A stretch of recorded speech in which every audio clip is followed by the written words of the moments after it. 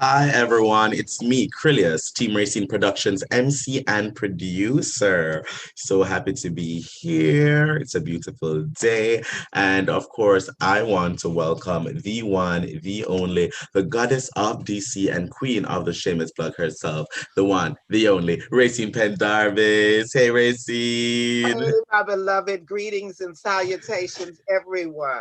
Yes, such a pleasure for us to be here. And today we are talking with a friend of ours from Whitman-Walker. We have Josh Riley here with us. Hey, Josh. Hi, everybody.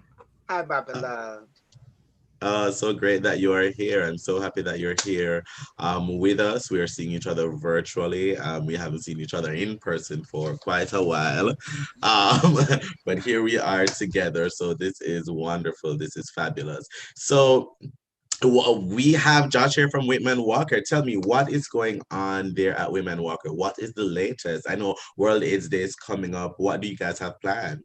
Absolutely, we've got a lot going on for World AIDS Day this year. Actually, it's amazing in our new virtual world, all of the things that become possible. You can attend. I don't know. You can attend a meeting halfway across the world. You can.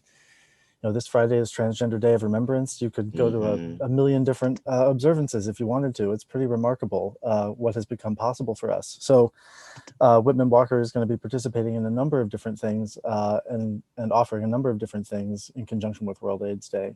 And in terms of what's been going on lately, well, you can imagine with COVID, our work shifted tremendously. We basically shut down just about every single service and focused only on respiratory clinic, doing testing and referring people to care when they needed it. Hmm. And we did that for the beginning first couple of months of the epidemic and have then slowly brought other services back online for patients. So it's been a really, well, as we all know, it's been just a transformative time. Yes. But it's nice to be able to be back up and running with other services to be able to extend to the community, both in Northwest and in Anacostia. Oh, And you know what awesome. we've learned about during this time, especially for those who are uh, getting in touch with their healthcare needs, the importance of staying connected. And whether it Yes. is Yes. virtual or through the experience of calling in and talking and practicing social distancing, whatever that may look like, of going to making sure you're keeping your doctor's appointments and taking care of your mental well-being as well as your physical well-being, and the importance of, I think it's so wonderful how Whitman Walker has launched this whole virtual talk to your doctor, discuss how your levels of depression, discuss your levels of anxiety, what you're going through, and you'll be able to have this face to face with a physician and someone Yes. that can talk you through when you feel as if you're alone in all that we have been dealing with during this whole COVID experience.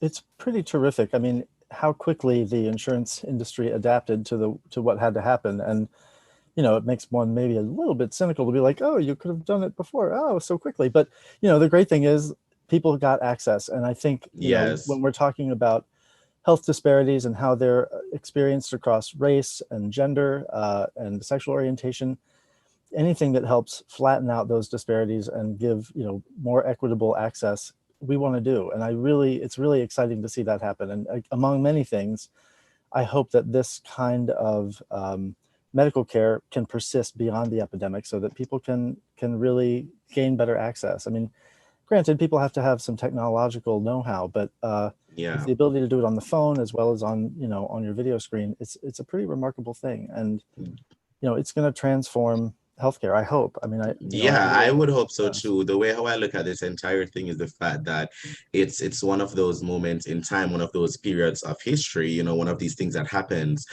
that, will transform the way how we do life afterwards. You know what I mean? And so hopefully some of the things that we have progressed with during this time when it comes to using, technology and the virtual space to do many of these things that for many of the things, they're easier, they're more convenient, stuff like that. They're sometimes even more equitable. we can move forward with that as we go along, really transforming, being transformative. Speaking of transformative, let us talk a little bit about the 5K coming up. Well, actually, that's the Walk to End HIV, right? So Yes, this year, yes. again, we did it virtually, along Hmm. with everything else that's been done virtually. And so the cool thing about that is that you can continue to walk. You can walk from now until the end of the year. You can walk to raise money Hmm. with us. So we held the walk and the 5K Hmm. virtually, and we traced out maps and routes for people if they wanted to walk them. If they wanted to walk the 5K in their neighborhood or maybe in another place that they preferred. Um, it really afforded us the opportunity to do some neat stuff. And one of the things that's so great is that people can just keep on walking and walk till the end of the Yes. year and continue to raise money for us, which we hope people will do. But more than anything, it's just another opportunity to connect to us and our work and to stay with us. And once again, you guys have, really leaned into the times and found a way how to do this, by doing it virtually. So that is just so amazing to see. It's pretty remarkable. I haven't actually heard what the returns have been or I can what the imagine. enthusiasm was like, but it's pretty neat to be able to do it. Again, it creates equity. I mean, we've always had the ability to sleepwalk, as we called it, which is for people who want to raise money but don't necessarily or can't necessarily join us on walk day. Um, and so, this in a way almost extended the idea of that and broadened it out and allowed people to do some very different things if they wanted to and walk in their own neighborhood, which I thought was pretty cool. Um, you know, I hope that we'll be able to be back together in one spot. But I don't know, it could be really We're cool. claiming it. We're Yeah, claiming it. Speak yes, Yes. it. Speak exactly. it. We're claiming it. What's so funny is I think about the first 10 years of the Whitman-Walker walk. For 10 years straight, I walked. I walked in groups of 45. Hmm. 45. I got 45 of my friends. Everybody had to give up something. And I walked. And then I remember walking with parents of friends of mine who were living with the virus and had died from the virus, and it became really emotional. And then it got to a point where I'm a certain age now, and that walking I no longer could do like at that particular time because I was dealing with some health issues. But now I have a bionic hip, so because of my bionic hip I can walk again.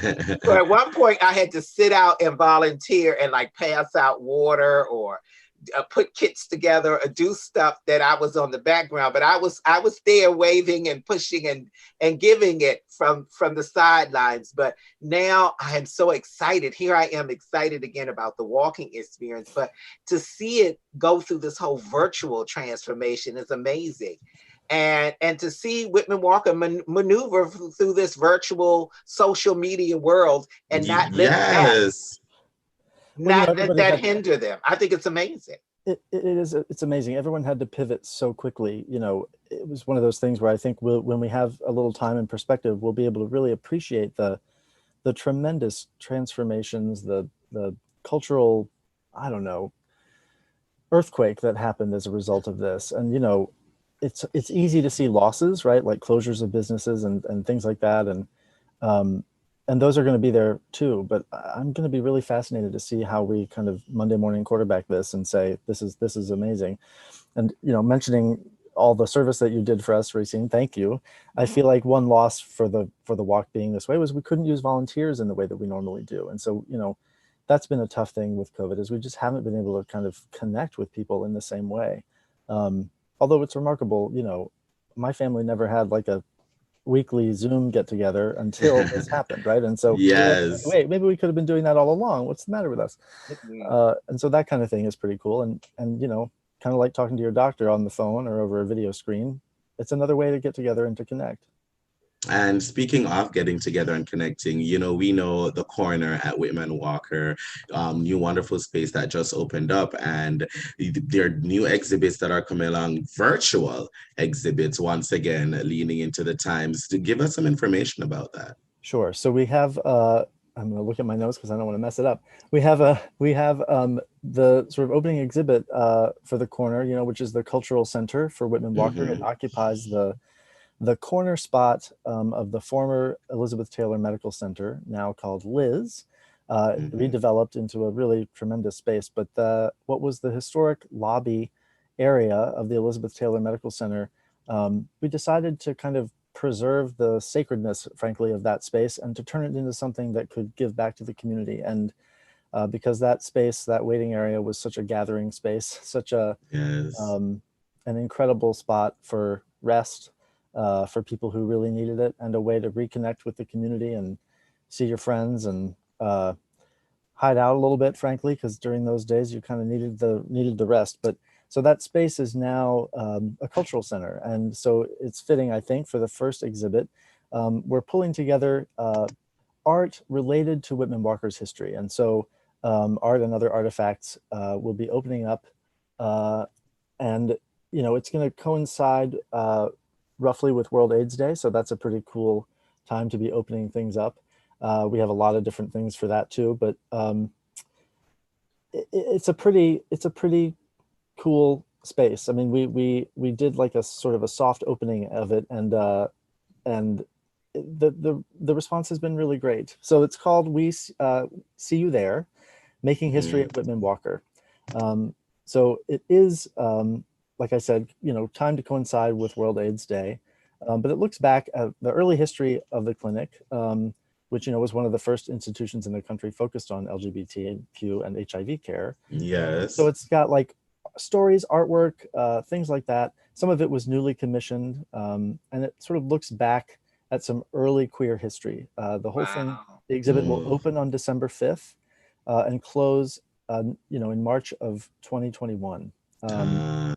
And we just like to give a special shout out to Ruth Nowak. Yeah. And Yes. her amazing, she's such an amazing visionary. She She cares so much about this whole art experience. She really does. Walker. She's so amazing. We love her dearly. She's terrific. Ruth has been a real boon. She's the executive director of the corner and the curator. And so it's an interesting role because Whitman-Walker doesn't have a lot of curators, as you can imagine. We don't have need for very many, and so I think Ruth is tremendous, and I often think, gosh, it might be a little lonely there, being kind of an artist. She's got her head in totally different spaces in some ways than everyone else. Everybody else, although not always. I mean, she's looking through this healthcare lens. She's in some ways adjacent to the work, but she's not doing the day-to-day work that a lot of people at Whitman-Walker do. And I always wonder, like, how is she okay? How's she doing? But she's healing through art. Yes. And she's using art to help us all heal.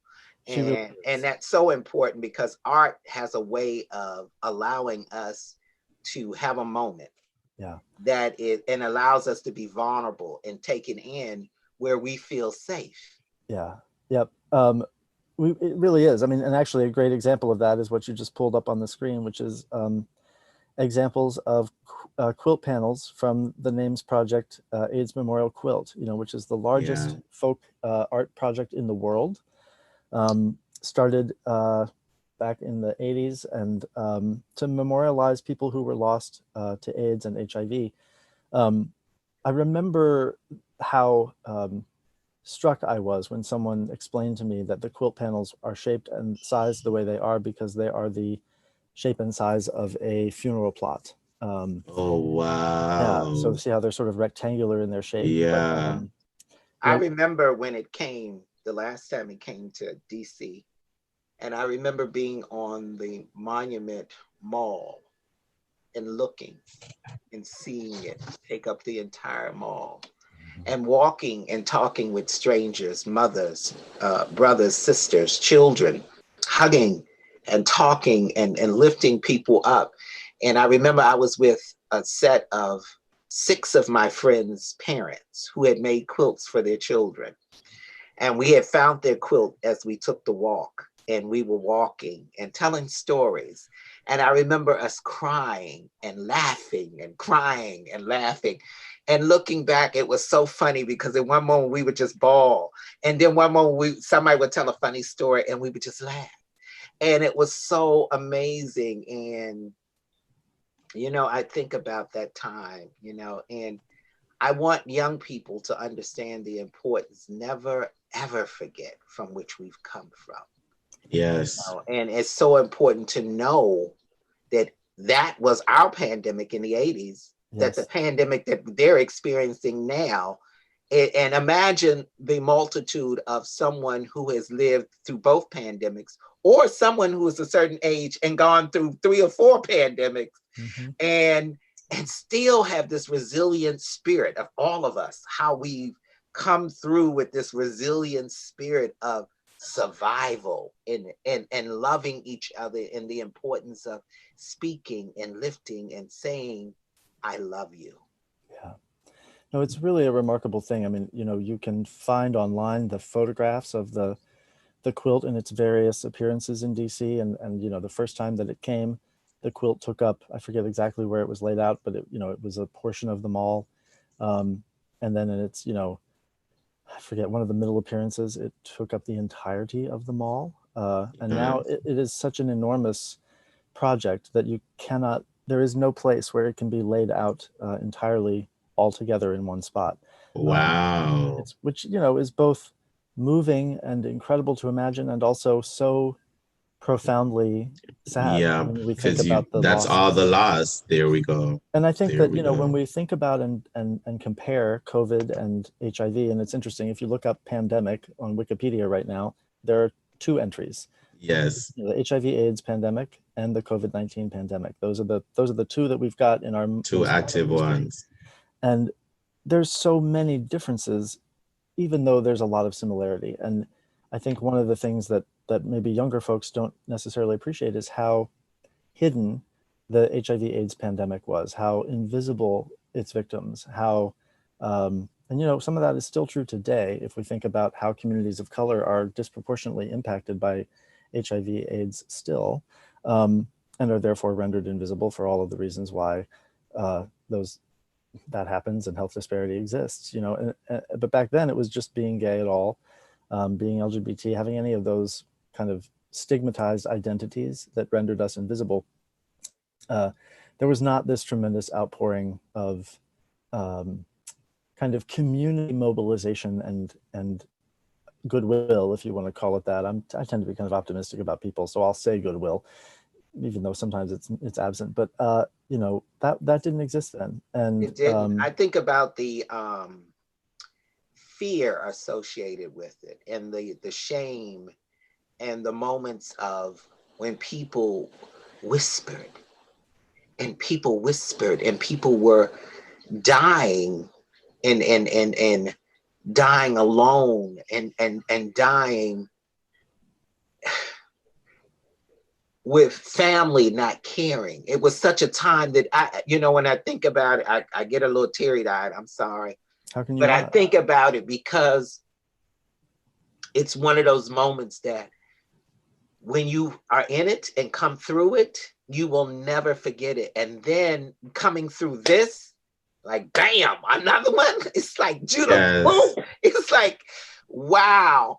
But the blessing of, even in this pandemic, I think people were better prepared in my mind. I pray that we were better prepared as a country, as a community, where folks weren't whispering about it. People were talking about it, and people were more active right away, opposed to doing like this. Right. You know, well, it didn't affect a sort of subset of the Yeah. population in the same way that HIV Yeah. did.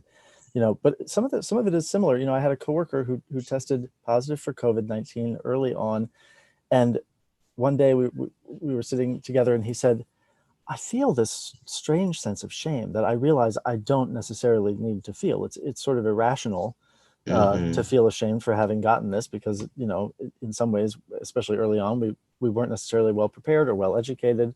We didn't know how to prevent it or whatever. And he said, you know, this must be, you know, sort of like how people felt then.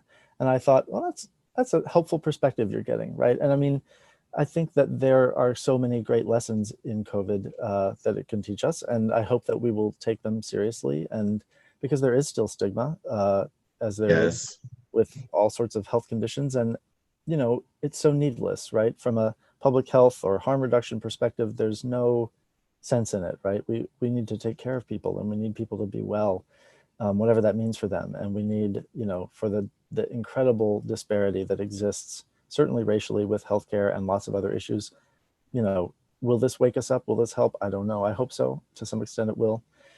And, some of the people who came through the AIDS epidemic, working policymakers, people who worked in government to mobilize the response of communities and cities and areas like that, they were the people who got called to say, uh-oh, we've got this thing. We need your help, Yes, yes. It's so moving in a way to think about those people who've been doing this for so long, who, they probably wanted to do and be something else. A lot of the time they did. People were called to serve the community then in ways that derailed their whole lives, right?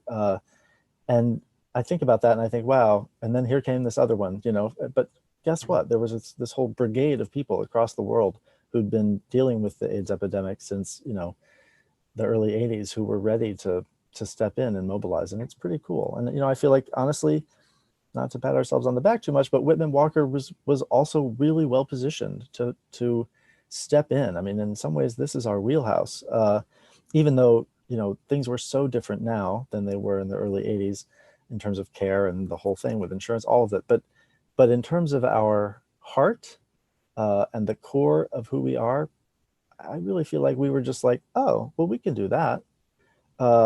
And so we did it, and at first we were just testing our patients, and then we realized the need was greater. So we opened up and started testing anybody in the community. And it's eerie, I know, for some of the people who've been at Whitman-Walker for a long time, but eerily familiar at the same time. Well, I think that's a great way to round this out, And I want to end it with, how can people follow and keep up with everything that Whitman-Walker and the Corner is doing? Well, we didn't talk too much about it, but the World AIDS Day observance is coming up on December 1st, and there are a tremendous number of things that we're doing. Part of in conjunction with the exhibit at the Corner, there will be a weekend World AIDS Day special in partnership with WPFW. So live music will be streaming from the Corner on Saturday, November 28th. There's also a Day Without Art 2020 Transmissions, which is a video program by Visual AIDS, which is an organization that's been around for a long time using art to respond to the AIDS epidemic. And that's an in-person screening, and that's on November 30th at 6 p.m. So, the exhibit at the Corner is not entirely virtual. It's going to be, there are physical pieces to see, and obviously we're practicing physical distancing and so forth, but that's going to be going on. You put up a slide about the Names Project AIDS Memorial Quilt. The virtual display will be happening through March as well. And Whitman-Walker is hosting the DC version of that display. So there's in all 50 states, there are quilt displays happening virtually. And yes. We have the DC display. And as a result, we were able to call in some of our ancestors and family members by getting quilt panels that reference them. So, we have a panel from Max Robinson, for whom our Anacostia site is named, a newsmaker and a broadcaster. And we have a panel of his that lives at the Max Robinson Center all the time, but we were able to also call in some other ones for the Austin Center, which was one that you showed earlier, and names that have been known to us for a long time.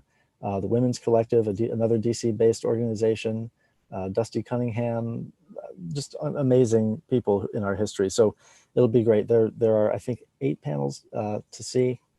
There's a national conversation that goes along with the quilt display, and just an unbelievable number of things. The Whitman-Walker's had an ongoing oral history project in conjunction with our 40th anniversary, and that work continues, and it is actually the basis for the exhibit at the Corner. And our director of communications, Jewel Addy, has been spearheading that project that has generated such great work. So on our Whitman-Walker website, www.whitman-walker.org. And thank you so much for all that wonderful information. As you can see, it's so overwhelming. It is a lot. We had a 40th anniversary documentary that we made in conjunction with DCTV, and you can go and watch that on our website as well. And the corner, DC, I can't remember what the hashtag is because I'm bad with social media, but there are different ways to follow us. Go to our website, you'll see it. There links out to the Institute, the foundation, all of the Whitman-Walker arms that we hope we wrap around the community as best that we can. And the corner is a great new addition to that.